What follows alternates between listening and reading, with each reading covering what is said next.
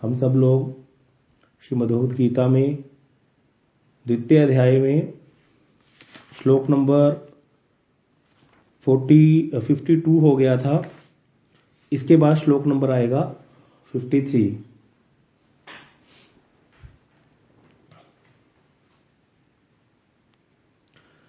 तो 53 नंबर श्लोक करेंगे। 52 तक हमारा हो गया था।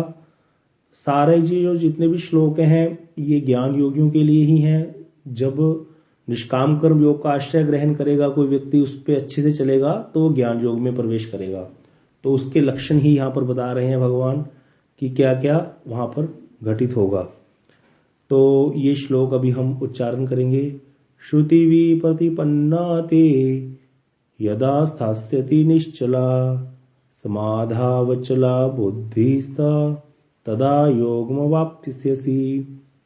क्या कह रहे हैं भगवान? इसका अन्वय मैं करूं? हाँ जी दीदी, सोनी दीदी कीजिए, आप हैं तो कीजिए। यदा जब ते तुम्हारी बुद्धि श्रुति विप्रतिपन्ना नाना प्रकार के लौकिक और वैदिक अर्थों के श्रवण से विरत एवं निश्चला अनासक्त होकर समाधो परमेश्वर में अचला अचल स्थायी स्थित हो जाएगी, तथा तब योग का फल अवाप्स्यसि प्राप्त करोगी। अनुवाद कीजिए। अनुवाद: जब तुम्हारी बुद्धि नाना प्रकार के लौकिक और वैदिक अर्थों को सुनने से विरक्त हो जाएगी एवं अन्य आसक्ति से रहित होकर परमेश्वर में स्थिर हो जाएगी, तब तुम योग फल लाभ करोगे। ठीक है जी। अब इसका अर्थ मुझे समझाएंगे, क्योंकि ये सब हो चुका है, इसके बहुत मुश्किल नहीं है। अब इसका अर्थ आप में से मुझे कौन समझाएगा बताइए? हैंड रेस कीजिए। कौन इसका अर्थ हमें समझाएगा सबको बड़े आसान तरीके से?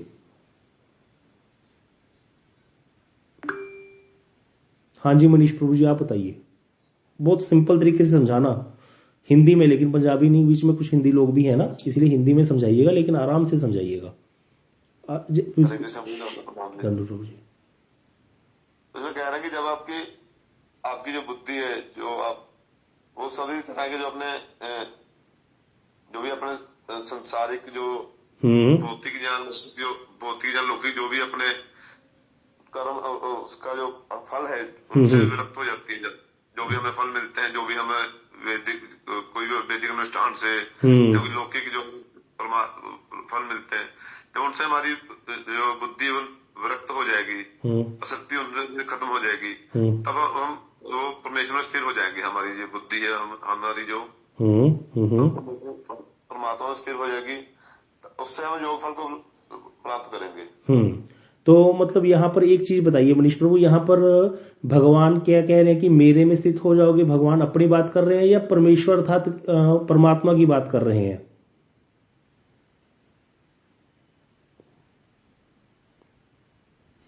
परमात्मा की बात कर रहे हैं यहाँ पे, मेरे में नहीं कह रहे। हाँ, योग तो फल की बात कर रहे हैं, योग फल की बात कर रहे हैं वो। तो इसका अर्थ क्या हुआ? ये चीजें मैं आपसे इसलिए पूछ रहा हूँ ताकि आपको पढ़ते ही समझ आ जाए करे कि कहाँ पे स्टिक हो रहा है। वो लैडर हमेशा सामने रखा करो। लैडर में भक्ति योगी भगवान की बात करेगा, जो निष्काम कर्म योगी है वो ज्ञान योग में स्थिर होगा तो वो ब्रह्म तक जाएगा, उसके बाद आगे ध्यान योग और परमात्मा तक पहुंचेगा। तो यहाँ पर ध्यान योगी या ज्ञान योगी की बात हो रही है कि उसको क्या होगा, उसको परमेश्वर में स्थित हो जाएगा, अर्थात वो मुक्ति प्राप्त करेगा। ठीक है, वो भगवान के धाम को नहीं जाएगा, मुक्ति प्राप्त करेगा। यहाँ पर ये बात कही जा रही है। अब इसको जैसे मनीष प्रभु जी ने समझाया, सबको समझ में आया? किसी को समझ में नहीं आया तो मैं इसको और अच्छे से समझाने की कोशिश करता हूं। वैसे तो बड़ा आसान है। हैंड रेस कर लीजिए।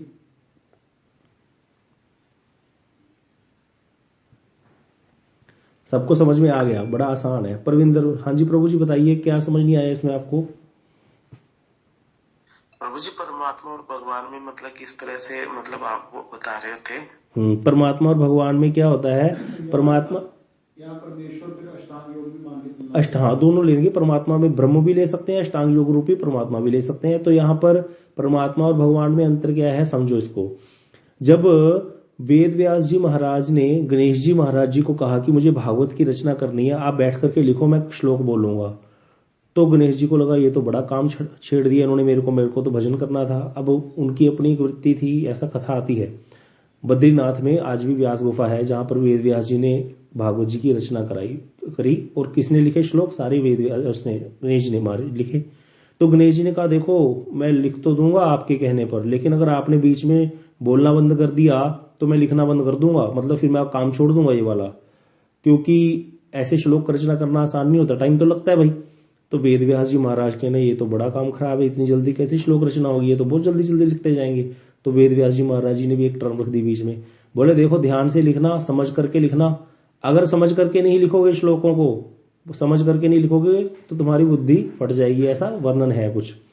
तो वहां पर वेद व्यास जी महाराज जी ने जब ऐसे बोल दिया तो उन्होंने श्लोकों की रचना करनी शुरू करी और बीच बीच में कूट श्लोक दे दिए भागवत जी में। कूट श्लोक किसको कहते हैं, जिनमें क्या है, जिनका अर्थ बड़ा गूढ़ है, जिसका एक श्लोक के ही कई अर्थ निकल जाते हैं। जैसे एक श्लोक अभी मैं बताता हूं भागवत जी में, बीच बीच में ये कूट श्लोक है, इसको कूट श्लोक कहते हैं। वदंते तत्विदस तत्वम यज ज्ञानम अद्वयम ब्रह्मेति परमात्मेति भगवान इति शब्दते।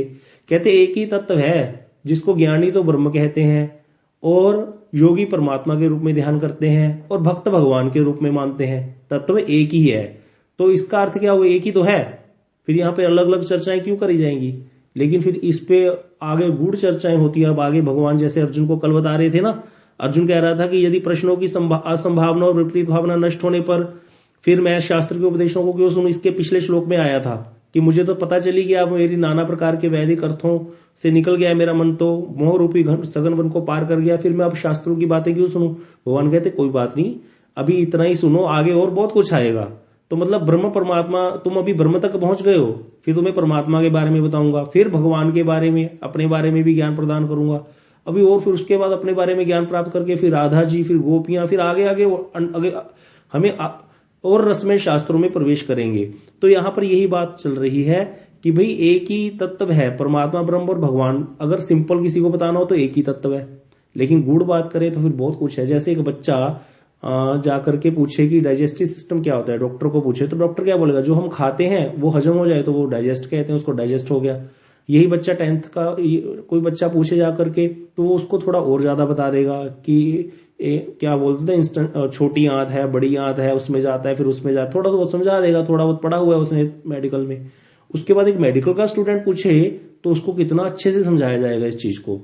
इसी प्रकार से यहां पर परमात्मा और भगवान में वैसे तो एक ही तत्व है। भगवान की जो अंगुष्टाकार के रूप में भगवान जो सबके हृदय में वास करते हैं उसको परमात्मा कहते हैं। वही परमात्मा की जो अंग से ज्योति निकलती है, भगवान के अंग से जो ज्योति निकलती है, प्रवाह है जो भगवान की, उसको ब्रह्म कहते हैं। ज्ञानी उसी ब्रह्म ज्योति में लीन हो जाते हैं। लेकिन होने पर एक पर भी अलग अलग है। ब्रह्म ज्ञानियों को जो सुख मिलता है उसके ऊपर परमात्मा योगियों को मिलता है, उसके ऊपर जो आनंद प्राप्त होता है वो भक्तों को प्राप्त होता है।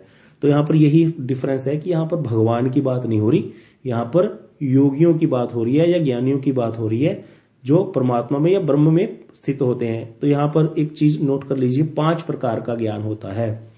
जिस ज्ञान को हम अपनी आंखों के द्वारा ग्रहण करते हैं, जैसे मैं अभी सामने मोबाइल देख रहा हूं अपने, तो मोबाइल के कई फंक्शंस मैं सीखता हूं, उसको कहते हैं परोक्ष ज्ञान या प्रत्यक्ष ज्ञान या फिर अक्षज ज्ञान। अक्षज अर्थात इंद्रियां, मेरी इंद्रियों से द्वारा जो ज्ञान प्राप्त होता है इसको अक्षज ज्ञान कहते हैं। अभी आप अपने कानों से कथा सुन रहे हो, आंखों से देख रहे हो, हाँ, तो जीवा से रस का स्वादन करोगे, थोड़ी देर बाद व्रत खोलोगे, सब लोग बढ़िया बढ़िया माल खाएंगे। तो ये जो ज्ञान हमको हो रहा है, ये बढ़िया बना है, ये अच्छा नहीं बना, ये अच्छे में देखने में अच्छा, ये सुनने में अच्छा नहीं है, ये अक्षज ज्ञान है। इसको प्रत्यक्ष ज्ञान भी बोलते हैं, नोट कर लीजिए, प्रत्यक्ष ज्ञान। उसके ऊपर स्वर्गीय ज्ञान है, स्वर्ग का ज्ञान जो हमें सुनते हैं स्वर्ग में। जैसे वो उनको बोलते हैं जिहादियों को कि ये स्वर्ग में जाओगे, क्या जन्नत में जाओगे, 72 हूरें मिलेंगी। बातें सुन सुन करके कोई गया आज तक, पता चला कहाँ है कहाँ नहीं है। परोक्ष ज्ञान है, प्रत्यक्ष के ऊपर, जो प्रत्यक्ष नहीं है, सामने नहीं है, परोक्ष है। लेकिन परोक्ष ज्ञान है जो स्वर्गीय ज्ञान को बोलते हैं, जन्नत के ज्ञान को परोक्ष ज्ञान बोला जाता है। नोट कर लीजिए दूसरा ज्ञान। तो जो जितने भी बाकी लोगों के शास्त्र है ना, जैसे मुसलमानों के हो गए, अन्य अन्य जितने भी धर्म है, वो सब ज्यादातर परोक्ष अर्थात स्वर्ग तक ही जाते हैं मुसलमानों का तो, और उससे ऊपर जैन बौद्ध आदि इत्यादि कितने तक जाते हैं, मुक्ति तक जाते हैं। तो इसके तीसरा जो ज्ञान होता है उसको बोलते हैं, जो यहाँ पर लिखा है अपरोक्ष अनुभव। जो थोड़ा प्रभु जी नीचे करना, भावानुवाद, इसके बाद तुम नाना लौकिक और वैदिक अर्थों के श्रवण से विरक्त हो जाओगे, जो लिखा है इससे थोड़ा सा नीचे कर दीजिए इसको, हाँ पूरा। अब इसकी लास्ट में देखिए क्या लिखा है, अप्रोक्ष अनुभव। तो यहाँ अप्रोक्ष ज्ञान किसको बोलते हैं, मुक्ति के ज्ञान को बोलते हैं। मुक्ति का ज्ञान जो होता है, जो कि ज्ञानियों को प्राप्त होता है, योगियों को प्राप्त होता है, उसको बोलते हैं अप्रोक्ष अनुभव, अप्रोक्ष ज्ञान। तीसरा ज्ञान, पहला प्रत्यक्ष या अक्षज ज्ञान, ब्रैकेट में लिख लो। दूसरा प्रोक्ष ज्ञान, स्वर्गीय ज्ञान, या जन्नत लिख लो, जन्नत से जल्दी समझ आ जाएगा, मुसलमानों का शब्द है। तीसरा शब्द है अप्रोक्ष। प्रोक्ष क्या था, जो दिखता है, अप्रोक्ष जो अनुभव नहीं कर सकते, है ना। तो इसीलिए अप्रोक्ष है, प्रत्यक्ष के उल्टा प्रोक्ष, मतलब कि अप्रोक्ष है जो कि हमारा हो गया मुक्ति का ज्ञान। उसके ऊपर चौथा ज्ञान होता है, उसको बोलते हैं वैकुंठीय ज्ञान, जिसको बोलते हैं अधोक्षज ज्ञान। पहला था अक्षज ज्ञान, सबसे फर्स्ट, जो इंद्रियों के द्वारा प्राप्त होता है। जो इंद्रियों के ज्ञान को अधः कृतम अक्षज ज्ञानम इति अधोक्षज, अधोक्षज बोला जाता है नारायण को। नारायण के लिए अधोक्षज शब्द यूज होता है, भगवान अधोक्षज है। अधः कृत इंद्रिय ज्ञानम, भगवान को कोई भी अपने इन जड़ नेत्रों से नहीं दर्शन कर सकता, उनकी स्तुति नहीं कर सकता जड़ बुद्धि से। इसीलिए जब भगवान ने ध्रुव जी को दर्शन दिए तो अपना शंख उनको गाल पे लगा दिया, जिससे उनको दिव्य ज्ञान प्राप्त हुआ, क्योंकि वो अपने जड़ इंद्रियों से, जड़ नेत्रों से उनको नहीं, जड़ बुद्धि से उनकी नई स्तुति नहीं कर सकते थे। अर्जुन ने भी जब भगवान को बोला 10वें अध्याय के बाद कि मैं आपके विश्व रूप के दर्शन करना चाहता हूं, तो भगवान ने कहा मैं आपको दिव्य नेत्र प्रदान करूंगा। तो ये अधोक्षज ज्ञान है भगवान का। कौन सा ज्ञान, जो वैकुंठीय ज्ञान है। वहां भगवान ने अपने नंदनंदन स्वरूप के दर्शन नहीं कराए अर्जुन को। कौन से स्वरूप के दर्शन कराए, बता सकता है कोई 11वें अध्याय में? विराट रूप के दर्शन कराए थे। हाँ, विराट रूप, विश्व रूप। वो विराट रूप कृष्ण का नहीं है, वो विश्व रूप नारायण का है। जब भी कृष्ण ने विश्व रूप लिया, ब्रज में कथा आती है, दीर्घ विष्णु मंदिर आज भी मथुरा में, ब्रज कृष्ण के सखा बोले लाला कंस तो बहुत बड़ो है, तू कैसे मार देगा कंस को। कृष्ण कहते मैं छोटो, तू तो छोटो सो है। कृष्ण को सारे सखा बोलते हैं, उसके कृष्ण तो उनके जैसे ही थे, उनसे भी छोटे थे, कई सखाओं से छोटे थे, कई उससे थोड़े बड़े थे। तो कृष्ण कहते मैं छोटो थोड़ी हूं, मैं तो बहुत बड़ा हूं। ठाकुर जी ने अपना विश्व रूप दिखा दिया, वहां पे दीर्घ विष्णु रूप प्रकट कर दिया। देखते कृष्ण को सखा होते हैं, क्या बोलते हैं, स्तुति नहीं करी। अर्जुन ने तो स्तुति करी है। द्विभुज वाले कृष्ण अर्जुन के सामने खड़े हैं। 10वें अध्याय की कथा सुनने के बाद एकदम से अर्जुन ने कहा जब विश्व रूप दिखाओ तो भगवान बड़े हो गए। दीर्घ विष्णु रूप दिखा दिया, अपना विश्व रूप दिखा दिया, विराट रूप दिखा दिया। अर्जुन ने स्तुति करनी शुरू कर दी भगवान की। कृष्ण के सखाओं ने स्तुति नहीं करी। यहाँ ब्रज में बोले हाँ हाँ मार देगा मार देगा मार देगा, छोटा हो जा छोटा हो जा छोटा हो जा, चल छोटा करा के खेलने लग गए। तो यहां पर जो अधोक्षज ज्ञान है, ये कौन सा ज्ञान है, जो कि किसमें आता है, नारायण के लिए जो ज्ञान है वो अधोक्षज ज्ञान है। इसके ऊपर एक और ज्ञान होता है जिसके लिए हम सब लोग इकट्ठे हुए हैं यहां पर, उसको बोलते हैं अप्राकृत ज्ञान। नोट कर लो, अप्राकृत ज्ञान। जो पहला वाला ज्ञान है ना, जिसको अक्षज ज्ञान लिखा, प्रत्यक्ष ज्ञान लिखा, उसके साथ प्राकृत भी लिख लो। प्राकृत किसको बोलते हैं, जो प्रकृति से उत्पन्न हो। प्रकृति से उत्पन्न है हम लोग, हमारे जो जड़ नेत्र हैं ये सब प्रकृति से उत्पन्न है। तो प्रकृति से उत्पन्न ज्ञान हमें दिखते हैं, 2 भुजा वाले लोग, 84 लाख योनियों के लोग हमें दिखाई देते हैं अपनी नेत्रों से। जब भगवान अवतार लेते हैं वो भी हमें ऐसे ही दिखाई देते हैं। जब हम कभी कृष्ण लीला में जन्म लेंगे, भक्तों को भगवान 2 भुजा वाली दिखाई देते हैं, राम जी वैसे ही दिखाई देते हैं अपने जैसे। लेकिन होने पर भी भगवान का जो वो ज्ञान है वो प्राकृत की भांति तो लगता है, लेकिन प्राकृत है नहीं, है क्या, अप्राकृत। तो भगवान का जो ज्ञान है वो प्राकृत ना होकर के अप्राकृत है भगवान का। लेकिन परमात्मा का या ब्रह्म का ज्ञान कौन सा होगा, बताइए। ब्रह्म का ज्ञान कौन सा ज्ञान होगा, पांचों अप्रोक्ष, बिल्कुल सही बोला। और अक्षज ज्ञान जो है, अक्षज ज्ञान तो सामने से दिखता है, जो वो हो गया अलग हो गया, वो तो हमारे लोग जो दिखते हैं हमें। और जो चौथा वाला अधोक्षज ज्ञान है वो किसका ज्ञान है, नारायण का ज्ञान। जब नारायण के बारे में बात होगी तो अधोक्षज की बात हो रही है। तो हमारा जो ज्यादा टॉपिक चलेगा ना वो अप्रोक्ष ज्ञान, अर्थात मुक्ति का ज्ञान, संसार में मुक्ति की ही बातें हैं। या फिर 5वां ज्ञान जो अप्राकृत ज्ञान, अप्राकृत अर्थात कृष्ण देखने में तो प्राकृत ही है, इसमें नारायण की कोई बात नहीं हो रही। हाँ बिल्कुल सही बात है, नारायण की इसलिए अधोक्षज नहीं लिखा। तो यहां पर किसकी बात हो रही है, यहां पर या तो मुक्ति की बात हो रही है, या उसके बाद हम ठाकुर जी अपनी बात करेंगे। जब कहेंगे ना अहम, जहां पे अहम शब्द आ जाएगा ना गीता में, अहम जब ठाकुर जी कहेंगे तो इसका मतलब भगवान अपनी बात कर रहे हैं, मैं। जब भगवान करेंगे ईश्वर, तो मतलब परमात्मा की बात कर रहे हैं। ये सारे टर्म्स नोट कर लीजिए। जहां पर ये आपको समझ में आ जाएगा ना, तो गीता आपको पढ़ाने की जरूरत नहीं है। जितना हमने 4-5 दिन में ये चीजें सीखी है ना, अगर आपने इसको अच्छे से हृदयंगम कर लिया तो बस आपको गीता आ गई। गीता में और कोई रॉकेट साइंस नहीं है, बस गीता में इतना ही है। इसके बाद आगे आएंगी भागवत जी, फिर चैतन्य भागवत, फिर चैतन्य चरितामृत, उसमें बहुत कुछ है फिर समझने के लिए। अब लोगों को तो गीता ही बड़ी मुश्किल लगती है, लेकिन आपको पता नहीं है, आपको गीता जी आ चुकी है। जिन्होंने ये सारी चीजें सीख ली ना, ये जो ज्ञान योग, निष्काम कर्म योग, भक्ति योग, ये सब समझ में आ गया जिसको, उसको आ गया। ये भगवान ने इतना ही बताया इसमें सब कुछ, बस और कुछ ज्यादा नहीं है। थोड़ा बहुत संसार का ज्ञान भी बताया है।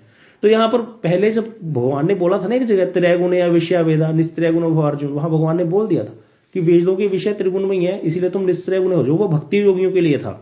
लेकिन यहाँ पर सारी जब कर्मणीय अधिकार रस्ते चल गया ना, तो भगवान ने अधिकार की बात करनी शुरू कर दी कि तुम्हारा अधिकार किसमें है। तुम्हारा अधिकार तो अभी अपने स्वधर्म का पालन करो, युद्ध करो, क्योंकि तुम क्षत्रिय हो। तो जो कर्म योगी हैं उनके लिए भगवान ने ये श्लोक बोला, और उसके बाद सारी कथा उनके लिए चल पड़ी अब आगे, ये समझो। तो ये श्लोक अब आपको समझ में आ गया, इसका भावानुवाद प्रभु जी ने। हाँ, यहाँ पर ये देखिए, ये डायग्राम में क्या दिखाया गया है, बीच में भगवान है, उसके अंधकार के नीचे परमात्मा है। परमात्मा कहाँ है? नीचे सबके बीच में। अच्छा, हृदय में।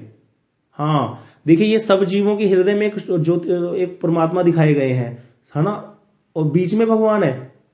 सेंटर में भगवान है, अंधकांति ब्रह्म हो गई। हाँ, उनके अंग से जो कांति निकली है, ये भगवान खड़े हैं ऊपर, और उनके अंग से जो कांति निकली है इसको ब्रह्म ज्योति कहते हैं। और सबके हृदय में भी दिख रहा होगा आपको कुछ ऐसे, एक कुत्ता बिल्ला कोई भी जो दिखाया गया यहाँ पर, जितने भी जीव हैं उन सबके हृदय में जो दिखाया है वो परमात्मा के रूप में भगवान बैठे हैं, विराजमान है।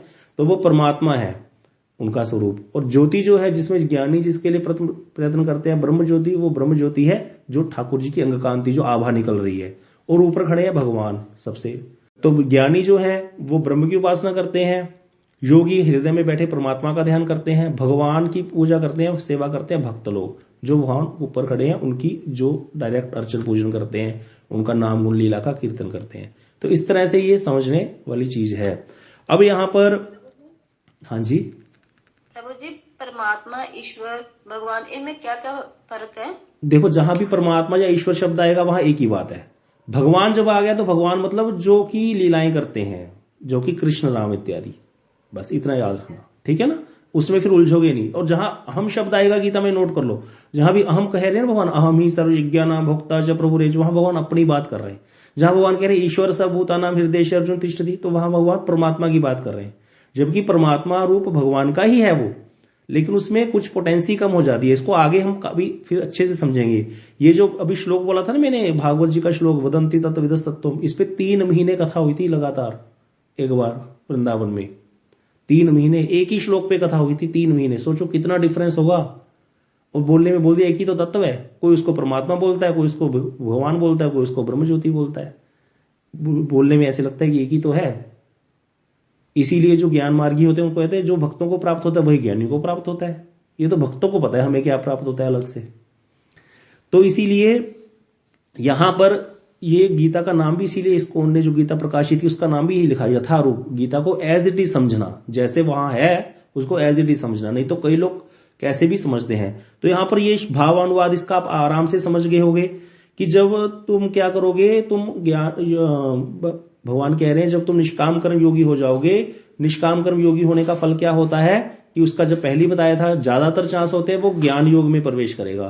तो उसका क्या होगा, लौकिक और वैदिक अर्थों के श्रवण से विरक्त हो जाओगे। जो भी मनीष प्रभु ने बोला कि पुत्र कामेष्टि के करने से पुत्र प्राप्त हो जाएगा, तो वो सोचेगा मुझे पुत्र चाहिए क्यों, मैं तो जीवात्मा हूं और मुझे क्या करना है, ब्रह्म में लीन होना है, ऐसी भावना से युक्त हो जाएगा वो, क्योंकि उसको आत्म और अनात्म विवेक हो जाएगा। ये भी आप पॉइंट नोट कर सकते हो लैडर में, अगर किसी ने बना ली है कि जब निष्काम कर्म योगी होता है ना, जो उसको अपने आप आत्म अनात्म विवेक आ जाता है उसके हृदय में। आत्म अनात्म विवेक किसको कहते हैं, जो वस्तु आत्मा संबंधी है और जो वस्तु अनात्म है। अनात्म था जो आत्मा संबंधी नहीं है, जैसे शरीर अनात्म है, शरीर आत्मा नहीं है, तो शरीर तो यूं छूट जाएगा। इसीलिए शरीर संबंधी चीजों से विरक्त हो जाता है ज्ञानी, निष्काम कर्म योगी। तो हम सारा दिन हमारा ध्यान किन चीजों में रहता है, शरीर संबंधी। शरीर और शरीर संबंधी लोगों के लिए हम कर्म करते हैं, इसीलिए वो कर्म से विरक्त हो जाता है। तो यहां पर यही कह रहे हैं, लौकिक और वैदिक अर्थों के श्रवण से विरक्त हो जाता है और निश्चल हो जाओगे तुम। और फिर क्या होगा, आगे कह रहे हैं कि अचला समाधि, वो आगे भी आएगा 6वें अध्याय में क्या होती है वो। तो इसीलिए भगवान कह रहे हैं तुम योग के द्वारा क्या करोगे, अप्रोक्ष अनुभव प्राप्त होने पर जीवन से मुक्ति पाओगे, अर्थात अप्रोक्ष ज्ञान हो जाएगा। अप्रोक्ष अर्थात मुक्ति या ज्ञान। तो ये समझ में आ गया होगा श्लोक। अब इससे अगला श्लोक पढ़ते हैं। अर्जुन उवाच स्थित प्रज्ञस्य का भाषा समाधिस्तस्य केशव स्थितधि किम प्रभाषेत किमासीत व्रजेत किम। बड़ा सुंदर श्लोक है। इसके ही आगे 2 श्लोकों में उत्तर भी देंगे। अर्जुन भगवान से प्रश्न करते हैं कि आपने कहा कि वो व्यक्ति जो है वो क्या हो जाएगा, विरक्त हो जाएगा संसार से। जो संसार से विरक्त हो जाएगा तो स्थित प्रज्ञा अर्थात क्या हो जाएगा, स्थिर हो जाएगा, समाधि में स्थित हो जाएगा। तो यहाँ पर भगवान ने बोल दिया था ना, समाधि में स्थित हो जाओगे, मुक्ति प्राप्त करोगे, अचला हो जाओगे तुम। तो कह रहे वो अचल व्यक्ति जो होगा वो देखने में कैसा होता है, कैसी कैसी बातें करता है, वो किस तरह से आचरण करता है, कैसे बैठता है, कैसे चलता है। तो भगवान से अर्जुन ने ये प्रश्न किया। क्या कह रहे हैं, इसका अन्वय आप पढ़िए। अन्वय पड़ेगा प्रभु। हाँ प्रविंदर प्रभु, राहुल प्रभु आप पढ़िए अन्वय इसका।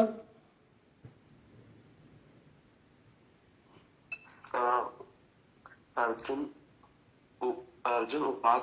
ने कहा, हे केशव, समाधि स्थित प्राज्ञस्य स्थिर बुद्धि वाले व्यक्ति का क्या भाषा लक्षण है। स्थिर बुद्धि वाले व्यक्ति किम प्रभषेत किम आसित किस प्रकार बैठते हैं, किम वर्जित किस प्रकार चलते हैं। अनुवाद। अर्जुन ने कहा, हे केशव, समाधि में स्थित स्थिर बुद्धि वाले व्यक्ति क्या लक्षण है, वे किस प्रकार बोलते हैं, किस प्रकार बैठते हैं और एवं किस प्रकार चलते हैं। ये रहने दीजिए, बस इसको नहीं पढ़ना, छोड़ दीजिए।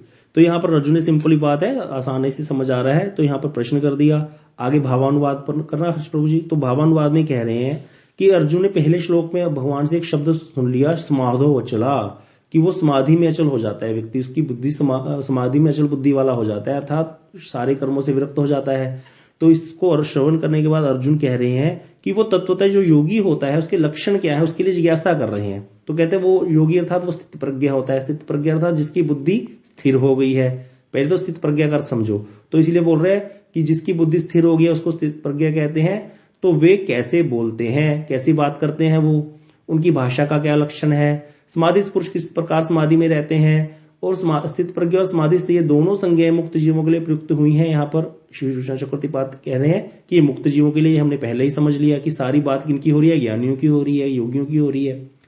तो कह रहे सुख या दुख, मान या अपमान, स्तुति या निंदा, स्नेह द्वेष इत्यादि उपस्थित होने पर वो क्या बोलते हैं, भाई हमको सुख दुख प्राप्त होते हैं, हम लोग तो विचलित हो जाते हैं। लेकिन जो समाधि में स्थित है, जिसने निष्काम कर्म भक्ति योग का आश्रय अच्छे से ग्रहण किया और जो ज्ञान योग में स्थित हो गया, आगे जाकर के फिर वो जब उसका कोई मान करता है, उसको सम्मान देता है या कोई अपमान कर देता है, स्तुति निंदा स्नेह द्वेष में वो क्या करते हैं, क्या बोलते हैं, ये स्पष्ट बोलते हैं या अपने लिए ही बुदबुदाते हैं, मतलब किसी से बात भी करते हैं या अपने ही मगन हो जाते हैं, बस किससे बात ही नहीं करते। किस प्रकार से बैठते हैं, इंद्रियों के बाह्य विषय में किस प्रकार कार्य करते हैं। थोड़ा बहुत तो पेट लगा है भाई, खाली होगा पेट तो गड्ढा भरना पड़ेगा। तो ये बाह्य जो विषय है इंद्रियों के, वो कैसे उसको कार्य करते हैं, भूखे ही रहते हैं सारा दिन या कुछ खाते पीते भी हैं, किस प्रकार से चलते हैं, बाह्य विषयों में उनके इंद्रियों का कैसे चलना होता है। तो इस प्रकार से अर्जुन ने प्रश्न कर दिया। बड़ा इसको मतलब बहुत मोटी बुद्धि से समझना है कि भाई अर्जुन पूछ रहा है जो व्यक्ति सारा कुछ त्याग करके अब क्या हो गया, योग में स्थित हो गया, तो वो कैसे उसका आचरण होता है, किस प्रकार बोलता चलता है, कैसे होता है। तो इस प्रकार से यहाँ पर गुरुदेव कह रहे हैं कि यहाँ पर बहुत सुंदर गुरुदेव ने देखो इतनी यहाँ पे मेहनत की हुई है हमारे लिए कि हमें कुछ करना ही नहीं है। तो गुरुदेव कहते हैं यहाँ पर अर्जुन ने जो प्रश्न किया है, प्रधानतः श्रीमद् भगवद गीता में टोटल 16 प्रश्न अर्जुन ने किए हैं, उनके उत्तर ही श्रीमद् भगवद गीता में पूरे दिए गए हैं। उनके उत्तरों में ही कृष्ण ने कर्म, फिर कर्म योग, फिर ज्ञान योग, फिर ध्यान, फिर तपस्या, कर्म मिश्रा भक्ति, ज्ञान मिश्रा भक्ति और आगे जाकर लास्ट में शुद्ध भक्ति के गुण रहस्यों को प्रकाशित किया है।